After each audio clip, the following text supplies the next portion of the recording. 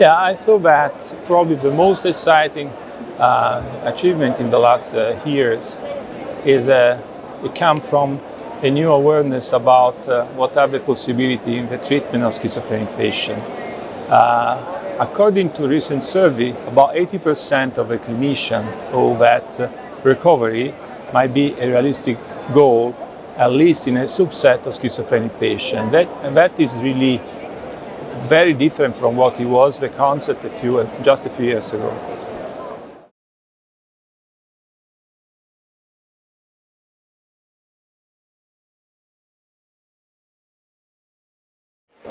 Yeah, I think that the change in concept mirror the change in the treatment and in the goal of the treatment as well, because we've been starting in the 70s with the concept of negative schizophrenia that was practically generated from the previous concept of dementia precox and was still there.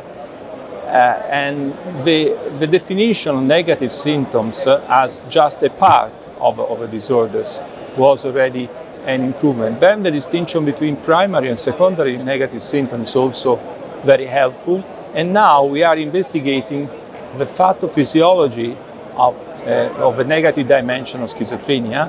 And while we are exploring the pathophysiology, we are also discovering new tools to treat this condition.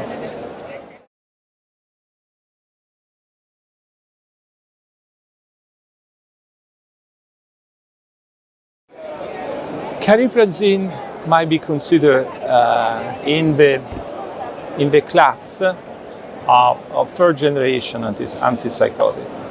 Someone said, especially in the time that we are now changing the nomenclature, now we are, especially in this meeting, we are approving the neuroscience-based nomenclature that does not consider drug as a class, but consider each single compound in its own activity.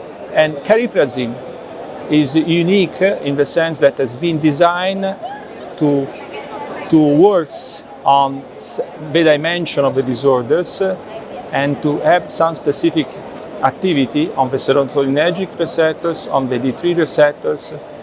You have to think that when the pharmacological treatment in schizophrenia started 50 years ago, the first drug, chlorpromazine, was approved before we know about the dopaminergic system. In the 52 and only in the 57 we have a discovery of dopaminergic system. So it was based just on the clinical effect, and the effect was just to sedate the patient. Then we refer for a long while on the model of that stimulating the dopaminergic system can produce psychosis. And we highlight the importance of blocking the D2, and the concept in the 70s was still to the neuroleptization of the patient that make corresponding the clinical effect with the appearance of extrapyramidal symptom. So you make the patient experience the extrapyramidal symptom in order to say we get where we have to go. Now the treatment aim are completely different. Now we don't. I thought that even Italy have give some contribution in terms of renovation of mental assistance, because we don't have anymore now for 40 years any mental institution. Patients live in the community, and we have a renaissance of our hope, and we have now, and we are working on drug that can act reducing the positive symptom, but also treating the negative symptom without inhibition of the reward system, and offering some stimulus for psychosocial reactivation.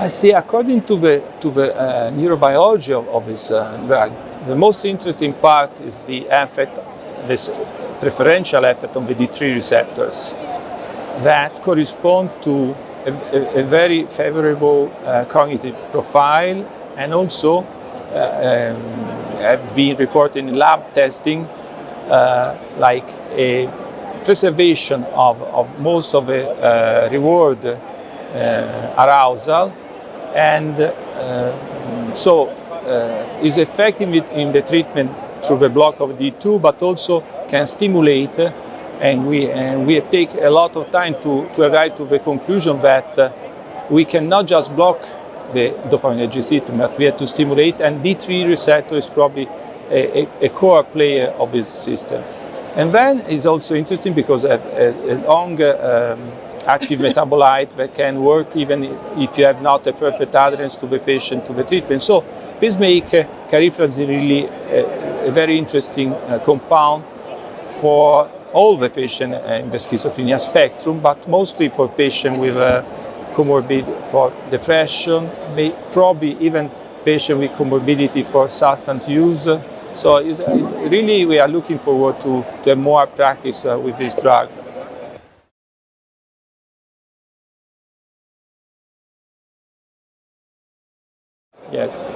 Yes, double diagnosis and patient with comorbidity for depression, that is still an unmet need in schizophrenia.